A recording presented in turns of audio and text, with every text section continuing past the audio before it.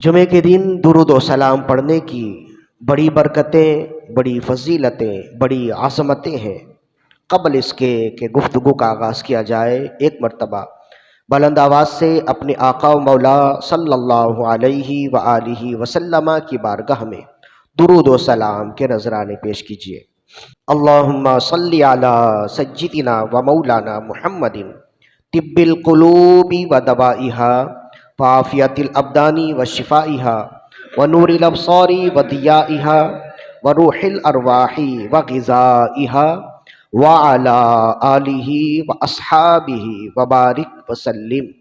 ایک بڑی نسبت ماہ شعبان المعظم کی یہ ہے کہ اس مہینے کی 2 تاریخ امام اعظم ابو حنیفہ رضی اللہ عنہ کی یوم شہادت ہے۔ اس حوالے سے امام اعظم ابو حنیفہ رضی اللہ عنہ کا ذکر خیر ہونا چاہیے، لہذا ہم نے مسلسل 2 جمعوں میں امام اعظم ابو حنیفہ رضی اللہ عنہ کی سوانح حیات کے مختلف گوشے بالخصوص علمی گوشے بیان کیے تاکہ ہمیں معلوم ہو کہ ہم جس کی نسبت سے اپنے آپ کو حنفی کہتے ہیں وہ ابو حنیفہ کس شان کے مالک تھے۔ یہ ہماری سستی ہے، کاہلی ہے، تساہل پسندی ہے، غفلت ہے کہ ہم بہت سو کی سوانح عمری بیان کرتے اور بہت سو کے مواعظ اور ان کی زندگی کے حالات بیان کرتے، لیکن خاص طور پر جن کی نسبت سے ہم حنفی ہیں ان کی سوانح عمری بیان نہیں ہوتی، جن کی نسبت سے ہم چشتی ہیں ان کی سوانح عمری دھوم سے بیان ہوتی ہے، خواجہ چشتی اجمیری رحمت اللہ علیہ کے حوالے سے، جن کی نسبت سے ہم قادری ہیں ان کی سوانح عمری شیخ عبد القادر جیلانی قدس سرہ النورانی کی سوانح عمری بہت ہی دھوم سے بیان کی جاتی ہے، اور بے شک ایسا ہی ہونا چاہیے، لیکن جن کی نسبت سے ہم حنفی ہیں ان کی سوانح عمری بھی بیان ہونی چاہیے۔ جیسے ہم شیخ عبد القادر جیلانی رضی اللہ عنہ کے حوالے سے بہت کچھ جانتے ہیں، امام اعظم ابو حنیفہ کے حوالے سے بھی ہمیں بہت کچھ جاننا چاہیے تاکہ نہ کوئی ہمیں عقیدے میں کمزور کر سکے اور نہ ہی فقہی حوالے سے ہمیں کمزور کیا جا سکے۔ انہی سوچ کی وجہ سے امام اعظم ابو حنیفہ رضی اللہ عنہ کی سوانح عمری مختلف نشستوں میں بیان کی گئی۔ آپ کا علمی مقام بیان کیا جا رہا تھا، اور آج اسی حوالے سے مزید چند باتیں ہیں، انشاءاللہ اس پر آپ کی علمی حوالے سے گفتگو کی جائے گی۔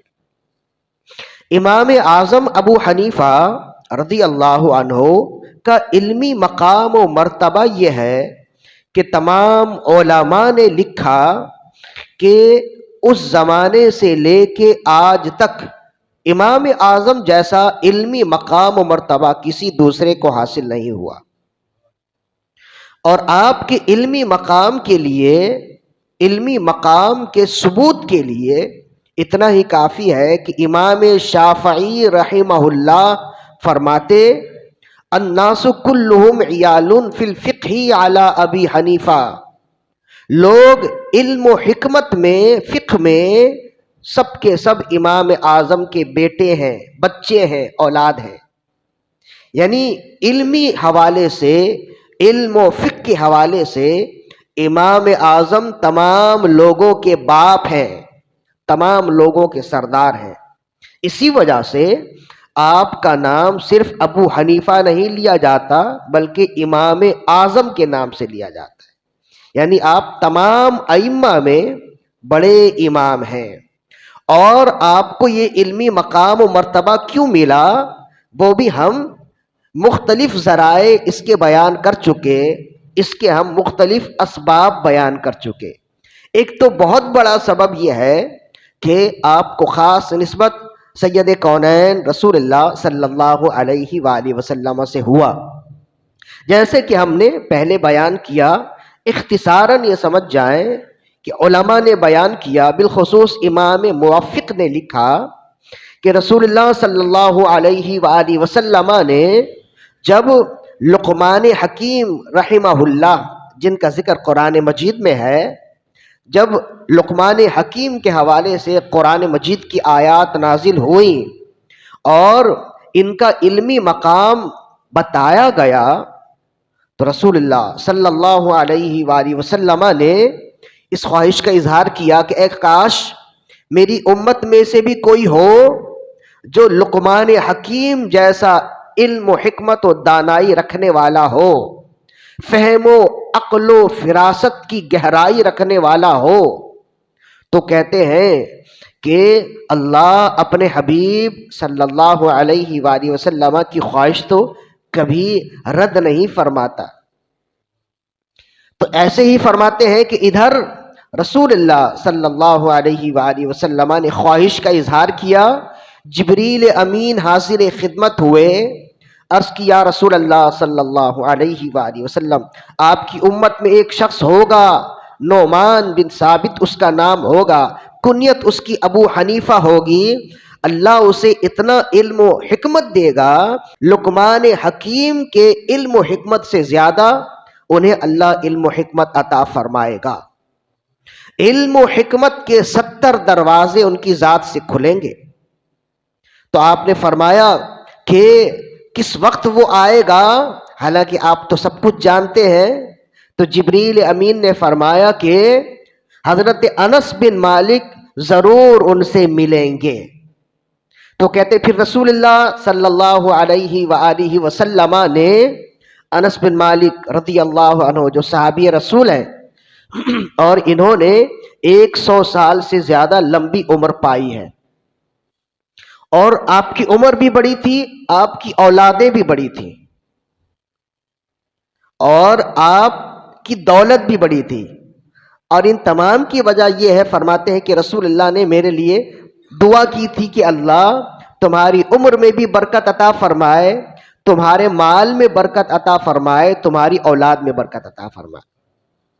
تو فرماتے ہیں کہ میرے بیٹے پوتے نواسے تو بہت ہیں، ان میں سے 100 بیٹے پوتے نواسے تو مر چکے ہیں جنہیں میں نے خود اپنے ہاتھ سے دفن کیا، باقیوں کی تعداد تو کتنی ہوگی۔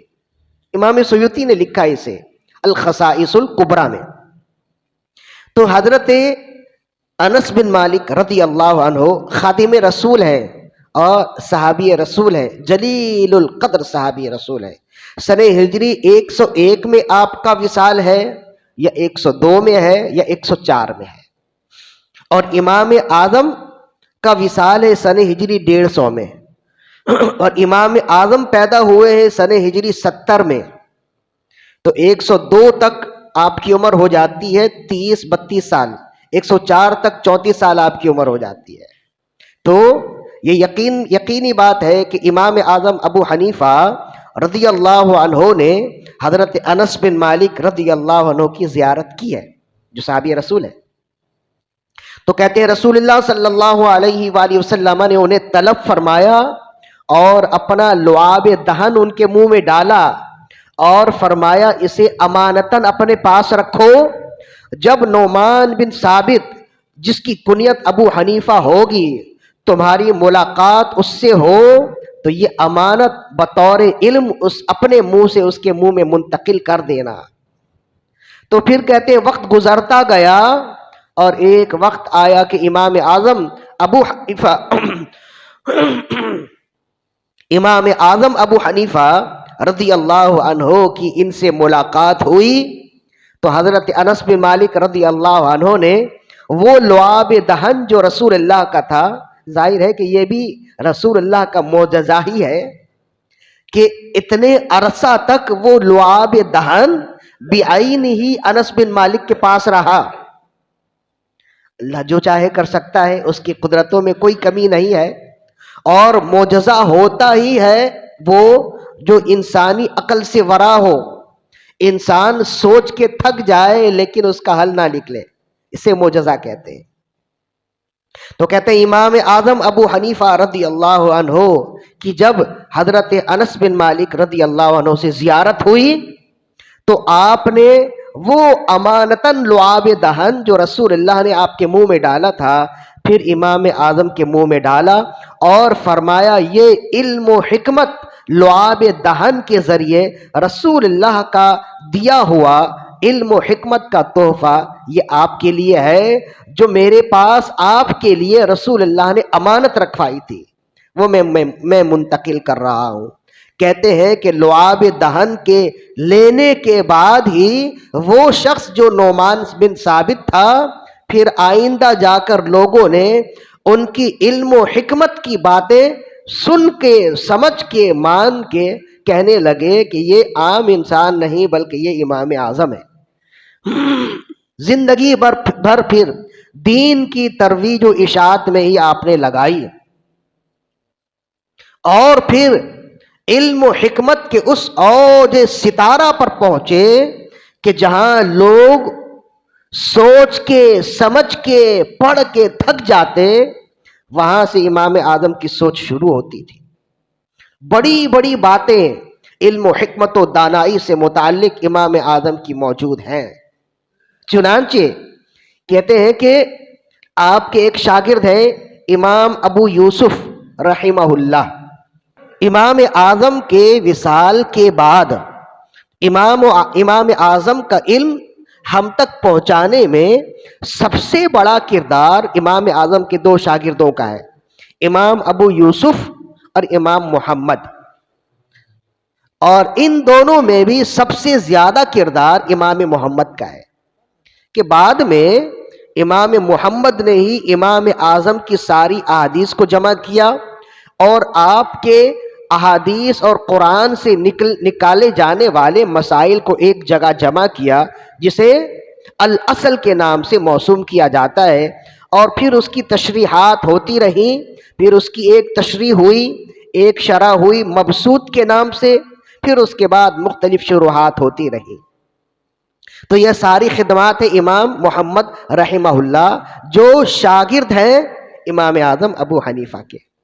تو انہی شاگردوں میں سے ایک شاگرد ہے امام ابو یوسف، ان کا بھی بڑا مقام و مرتبہ ہے۔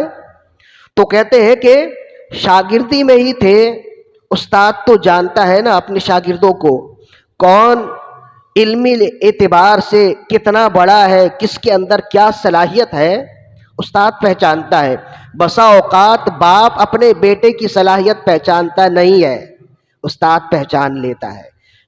اسی لیے تو کہتے ہیں نا کہ انسان کے 3 باپ ہوتے ہیں، ایک وہ باپ جس نے اسے پیدا کیا، دوسرا وہ باپ جس نے تمہیں اپنی بیٹی دی جسے تم سسر کہتے ہو، وہ بھی باپ ہوتا ہے، اور تیسرا وہ باپ جس نے تمہیں علم و حکمت سکھائی ہے، جس نے تمہیں علم سکھایا ہے، اور فرمایا ان دونوں میں سب سے بڑا مقام اس باپ کا ہے جس نے تمہیں تعلیم دی ہے، جس نے تمہیں علم سکھایا ہے، اس لیے کہ نسبی باپ وہ ہے جو تمہارے لیے آسمان سے نیچے اترنے کا ذریعہ بنا، اور استاد وہ ہے جس نے تمہیں زمین سے آسمان تک پہنچایا۔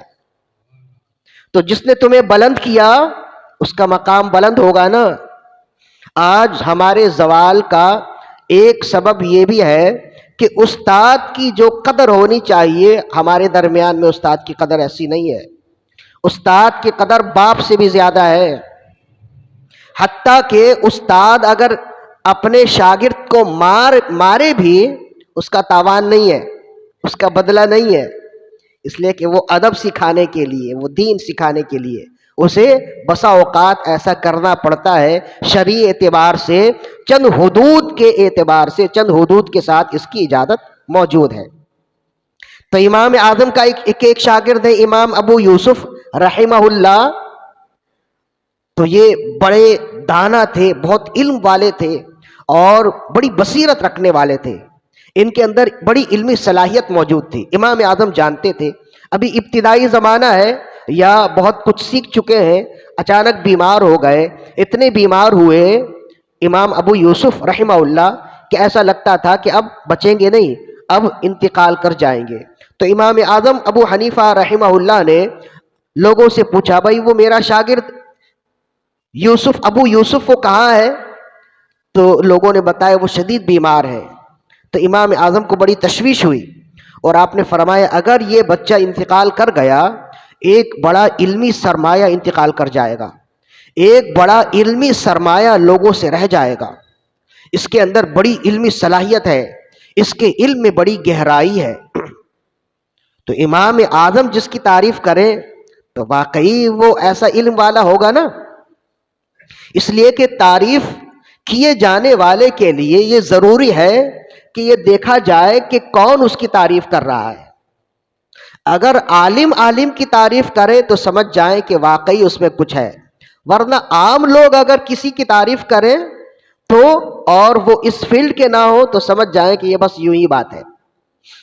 جیسے کہتے ہیں نا کہ ہمیں تو کوئی اچھی سی دوا دے دے اور جلدی سے ہم ٹھیک ہو جائیں، ہم کہیں گے بہت اچھا ڈاکٹر ہے، لیکن اصل میں وہ ڈاکٹر نہ ہو۔ لیکن جو واقعی ڈاکٹر ہے وہ کسی کو کہے کہ وہ اچھا ڈاکٹر ہے تو آپ مانیں گے نا کہ واقعی وہ اچھا ہے، اس لیے کہ جو جس فیلڈ میں ہوتا ہے وہ اسے پہچانتا ہے۔ تو امام اعظم جو علم کا سمندر ہے، انہوں نے جب تعریف کی امام ابو یوسف کی تو واقعی ایسی بات تھی کہ آپ علمی سرمایہ رکھنے والے، علمی گہرائی رکھنے والے ہیں۔ تو یہ بات چلتے چلتے ان تک بھی پہنچ گئی، امام ابو یوسف تک، کہ آپ کے استاد امام اعظم آپ کے علم کی بڑی تعریف کر رہے تھے۔ تو انہیں لگا کہ انہیں بہت کچھ آ گیا ہے، اور آہستہ آہستہ پھر وہ صحت مند ہو گئے۔ جب صحت مند ہو گئے تو یہ تعریف جو ہے نا ان کے کانوں میں گونجنے لگی کہ اس کے علم میں بڑی گہرائی ہے، اس کا علم بڑا پختہ ہے۔ آہستہ آہستہ انسان کو جو ہے نا شیطان تو بہکاتا ہی ہے نا، اسی وجہ سے تو کہا جاتا ہے کہ منہ پہ تعریف کرنا بسا اوقات نقصان کا سبب ہوتا ہے۔ تو کسی نہ، آپ نے منہ پہ تو تعریف کی نہیں تھی، لیکن کسی نہ کسی طرح بات پہنچ گئی اور یہاں تک بات آئی۔ تو کہتے ہیں کہ جب انہیں ایسا لگا کہ امام اعظم نے ان کے علم کی اتنی تعریف کی ہے تو واقعی ان کا علم بڑا پختہ ہو گیا ہے، تو اب انہوں نے امام اعظم کی نشست میں جانا چھوڑ دیا اور اپنے لیے اپنی الگ علمی نشست بنا لی۔ اب وہیں بیٹھتے اور اپنے شاگرد بنانے لگے، لوگوں کو علمی مسائل بتانے لگے، قرآن و سنت سکھانے لگے، مسئلے مسائل لوگوں کو خود ہی بتانے لگے۔ تو پھر ایک دن امام اعظم ابو حنیفہ رحمہ اللہ نے پوچھا کہ وہ بچہ کیسا ہے، ابو یوسف کیسا ہے، طبیعت ٹھیک ہو گئی، وہ آتا کیوں نہیں؟ تو آپ کے شاگردوں نے بتایا کہ یا سیدی وہ ٹھیک تو ہو گیا، لیکن اسے ایسا لگتا ہے کہ اب اس کا علم پختہ ہو گیا ہے، اس لیے اب اسے آپ کی ضرورت نہیں ہے۔ اس کا علم پختہ ہو گیا، اور آپ نے خود ہی بتایا تھا کہ اس کا علم بڑا پختہ ہے، بڑا گہرا ہے، تو اسے ایسا لگا کہ اب وہ کامل ہو گیا ہے، اس لیے اس نے اپنی الگ نشست بنا لی ہے۔ تو امام اعظم ابو حنیفہ رحمہ اللہ نے فرمایا ابھی اس کا علمی بخار نکال دیتے ہیں۔ آپ نے اپنے ایک شاگرد سے کہا کہ جاؤ ان سے جا کر پوچھو کہ یا سیدی، ایک شخص دھوبی کی دکان میں جائے، کپڑا دے، اپنا کپڑا دھلوانے کے لیے جائے اور اسے کپڑا دے دھونے کے لیے، تو اس شخص کا کپڑا، اس کا لباس بڑا خوبصورت اور قیمتی ہو، دھوبی کی نیت بدل جائے اور وہ یہ سوچ لے کہ میں اسے یہ کپڑا دوں گا نہیں، کوئی بہانہ کر دوں گا، وہ کپڑا خراب ہو گیا یا گم گیا یا تم نے مجھے دیا ہی نہیں تھا، تاکہ یہ لباس میں خود ہی رکھ لوں۔ تو پھر جب دھو لے اور دھونے کے بعد پھر اسے خیال آئے کہ نہیں یہ تو خیانت ہو جائے گی، یہ تو امانت میں خیانت ہے، یہ تو بری بات ہے، اور پھر وہ اپنی نیت سے باز آ جائے، تو اب جا کر ان سے پوچھو کہ جب وہ لباس والے کو لباس واپس کرے گا تو دھلائی کی قیمت لے گا یا نہیں لے گا؟ اگر وہ کہے لے گا تو کہنا غلط ہے، اور اگر وہ کہے کہ نہ لے گا تب بھی کہنا غلط ہے۔ اب دیکھتے ہیں کہ وہ اس گتھی کو کیسے سلجھاتے ہیں۔ تو وہ شخص گیا اور جا کر بڑے ادب سے، احترام سے کہنے لگا دیکھیں اول تو یہ بات سمجھ جائیں، کسی عالم کو آزمانا نہیں چاہیے، یہ تو استاد اور شاگرد کی بات ہے نا. تو کبھی کبھی ایسا ہوتا ہے استاد کو جو ہے نا اپنے شاگرد کو بتانا پڑتا ہے تاکہ اس کی انا ختم ہو جائے، اس کا باطن صاف ہو. یہ بھی تربیت کا ایک پہلو ہے. لیکن عام لوگوں سے کہا گیا کہ کسی کو آزمانا نہیں چاہیے. کوئی عالم کتنا بھی بڑا ہو جائے، ہر وقت اس کے پاس ہر علم ہو ایسا نہیں ہے. کبھی ایسا ہوتا ہے وہ مصروف ہے یا اس کا دھیان کہیں اور ہے تو وہ نہ بتا پائے تو آپ کہیں کہ یہ تو عالم ہی نہیں ہے، اپنے آپ کو عالم کہتا لکھتا ہے، اسے تو یہ مسئلہ ہی نہیں آتا. تو ہر مسئلے کا جواب رکھنے والا عالم نہیں ہوتا، اکثر مسائل کا جواب رکھنے والا عالم ہوتا ہے. ایسا ممکن ہی نہیں ہے کہ ہر مسئلے کا حل ہر ایک کو ہو. خود قرآن مجید میں ہے فوقا کل ذی علم علیم، ہر علم والے کے اوپر ایک علم والا ہے، ہر علم والے کے اوپر. تو کوئی شخص اپنے آپ کو پورا علم والا نہیں کہہ سکتا ہے. تو یہ تو استاد اور شاگرد کی بات ہے نا. جب بھی کسی سے پوچھیں تو سیکھنے کی نیت سے پوچھیں. اگر اسے نیچا دکھانے کے لیے یا بحث و مباحثہ کے لیے پوچھیں گے فائدہ کچھ بھی نہیں ہوگا. تو امام اعظم نے اپنے ایک شاگرد کو بھیجا کہ جاؤ یہ صورت ہے اور ان سے جا کر پوچھو. تو وہ شاگرد گئے اور جا کر پوچھنے لگے یا سیدی بتائیں، ایک شخص اپنا لباس لے کر دھوبی کے پاس جائے دھلوانے کے لیے، اس کا لباس بڑا خوبصورت اور قیمتی ہو اور دھوبی کی نیت بدل جائے کہ میں نے تو یہ لباس اسے دینا ہی نہیں ہے، پھر کچھ دنوں بعد اس کی نیت ٹھیک ہو جائے وہ اور سمجھ جائے کہ نہیں یہ تو امانت میں خیانت ہو جائے گی.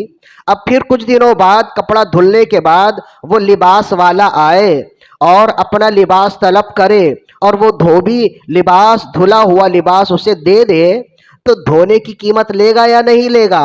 امام ابو یوسف رحمہ اللہ سوچتے رہے اور تھوڑی دیر سوچنے کے بعد فرمایا کہ ہاں بالکل لے گا، اس لیے کہ اس نے اس کپڑے پر محنت کی ہے، اس نے اس کا گندا جوڑا گندا لباس دھویا ہے، تو یہ تو قیمت تو لے گا، اجرت تو لے گا اس کی، تو بے شک اس کی اجرت بنتی ہے وہ لے گا. تو امام اعظم نے تو پہلے ہی کہہ دیا تھا، حالانکہ انہیں نہیں معلوم کہ مسئلہ کیا ہے، لیکن بھروسہ تو امام اعظم پہ ہی تھا نا. تو انہوں نے کہا کہ غلط جواب ہے. تو یہ چونک گئے، تھوڑی دیر سوچتے رہے، اس مسئلے کے پہلو کو مختلف جزیات کو سوچتے رہے اور پھر فرمایا کہ میرے خیال سے نہیں لے گا. تو پھر انہوں نے کہا کہ یہ بھی غلط، اب لے گا اجرت لے گا یہ بھی غلط، اجرت نہ لے گا یہ بھی غلط، تو پھر تیسری تو کوئی صورت نہیں ہے نا. اب الجھے اور الجھے تو پھر اچھا جو علمی میدان میں ہوتے ہیں نا انہیں اگر کوئی علمی الجھن آ جائے نا تو ان کا کھانا پینا ختم ہو جاتا ہے. جب تک اس الجھن کا سلجھن نہ مل جائے ان کے لیے صبر نہیں ہوتا ہے. بسا اوقات ایسا ہوتا ہے کہ ہفتوں گزر جاتے ہیں، بے چینی ہوتی ہے، کوئی مسئلہ جو ذہن میں ہے وہ کتابوں میں ملتا نہیں ہے. تو جو علمی شغف رکھنے والے ہیں نا تو وہ اسی طرح سے ہوتے ہیں. تو جب مسئلہ ایسا الجھ گیا اور اس کا حل نہیں ملتا ہے تو اب دو ہی راستہ ہے کہ یا تو کتابوں سے حل تلاش کرے یا اپنے بڑے سے رجوع کرے. تو یہ تو خود ہی بڑے بیٹھے تھے، اب کہاں جائیں؟ تو بہرحال ہارتے ہوئے اور نادم ہوتے ہوئے بھی امام اعظم کی چوکھٹ میں آنا پڑا. بھاگے وہاں سے امام اعظم کی چوکھٹ پہ اور آئے، دست بوسی کی اور آ کر بیٹھ گئے. امام اعظم کی خدمت میں جیسے بیٹھے آپ نے فرمایا دھوبی کا مسئلہ میرے پاس لے آیا نا؟ تو عرض کرنے لگے یا سیدی بے شک ایسا ہی مسئلہ ہے. آپ نے فرمایا تم اتنا علم رکھنے والے ہو گئے کہ تم نے اپنی الگ نشست بنا لی، میری نشست کو چھوڑ دی، میرے یہاں علمی تکرار کو ترک کر دیا صرف یہ سوچ کے کہ اب تم علم میں پختہ ہو گئے. تمہارا اپنا حال یہ ہے کہ ایک دھوبی کا اجارے کا مسئلہ تمہیں معلوم نہیں اور تم اپنے آپ کو اتنا بڑا سمجھنے لگ گئے. عرض کرنے لگے یا سیدی مجھ سے غلطی ہو گئی تھی، جب تک آپ حیات سے ہیں آپ کے آگے ہی زانو تلمس طے کیے بیٹھا رہوں گا. جب آپ حکم دیں گے اجازت دیں گے اب دوبارہ اس وقت میں اپنی نشست الگ کروں گا جب آپ اجازت دیں گے. جب وعدہ لے لیا، ان کا باطن صاف کر دیا تو پھر اب وہ کہنے لگے یا سیدی اب اس کا مسئلے کا حل بھی بتا دیجئے. تو آپ نے فرمایا مسئلے کا حل تو بہت آسان ہے. اگر اس نے نیت کی کہ میں یہ لباس اسے نہیں دوں گا، اس نیت کے بعد اگر اس نے کپڑا دھویا ہے تو وہ اجرت نہیں لے گا، اس لیے کہ اس نے اپنے لیے کپڑا دھویا ہے. اور نیت سے پہلے اگر کپڑا دھویا ہے یا نیت سے رجوع کے بعد کپڑا دھویا ہے تو وہ اس کی اجرت لے گا، اس لیے کہ اس نے اب اس کے لیے کپڑا دھویا ہے. تو یہ تو نیت پہ منحصر ہے. یہ تو بہت آسان سوال کا بہت آسان جواب تھا، لیکن تم اس جواب کی گہرائی تک پہنچے نہیں. تو یہ ہے امام اعظم، یہ ہے امام اعظم جنہیں ہم امام اعظم ابو حنیفہ رضی اللہ عنہ کہتے ہیں. اس طرح کے ایک دو نہیں، صدہا سوالات ہیں اور ان کے جوابات ہیں، اور ایسے ایسے سوالات کہ اس زمانے کے بڑے بڑے اجلہ علماء فقہا اس کا جواب دینے سے قاصر رہے، اور امام اعظم ابو حنیفہ رضی اللہ عنہ نے ایک لمحے میں اس کا جواب دیا ہے. اس طرح کے واقعات اور اس کی مثالیں بھری پڑی ہیں. لہذا پیغام یہ ہے کہ اپنے آپ کو علمی اعتبار سے بھی پختہ کیجئے، عملی اعتبار سے بھی پختہ کیجئے. دنیا میں اگر ترقی کرنی ہے تو دو ہی چیزیں ہیں، علم ہے اور عمل ہے. یہ دو چیزیں ساری دنیا میں ترقی کا معیار ہیں، اور آخرت میں بھی ترقی کا معیار ہے. جس کے پاس علم ہے اللہ تعالیٰ علم والے کو بہت پسند فرماتا ہے، اور جس کے پاس عمل ہے اللہ تعالیٰ سجدہ کرنے والوں کو، باعمل لوگوں کو بھی پسند فرماتا ہے. جس کے پاس علم ہے اسے عالم کہتے ہیں، جس کے پاس عمل ہے اسے عابد کہتے ہیں. تو دونوں کو اللہ پسند فرماتا ہے. اپنے آپ کو کوشش کیجئے کہ آپ عالم بھی ہو عابد بھی ہو. اگر عالم نہ ہو سکے تو بہرحال زندگی بھر سیکھتے رہیے، طالب علم تو رہیے. اس لیے کہ خود رسول اللہ صلی اللہ علیہ وآلہ وسلم نے ارشاد فرمایا، یا تو عالم بن جاؤ، یا طالب علم بن جاؤ، یا عالم کی صحبت میں بیٹھنے والے بن جاؤ، یا عالم سے محبت کرنے والے بن جاؤ. پانچواں نہ بننا ورنہ ہلاک ہو جاؤ گے. پانچواں کچھ نہیں ہے. یا تو عالم بن جاؤ، یا متعلم علم سیکھنے والے بن جاؤ، یا عالم کی صحبت میں بیٹھنے والے بن جاؤ، یا اس سے محبت کرنے والے بن جاؤ. تو یہ ان چاروں میں سے کچھ ایک بن جائیے، انشاءاللہ دنیا میں بھی آبادی ہو جائے گی، دنیا میں بھی ہمارے لیے راحت و سکون کا سامان ہو جائے گا، آخرت میں بھی ہمارے لیے عزت و تکریم کا سامان ہو جائے گا. اللہ تعالیٰ سے دعا ہے کہ ہماری آج کی حاضری اپنی بارگاہ میں قبول و مقبول فرمائے. وما علینا الا البلاغ المبین.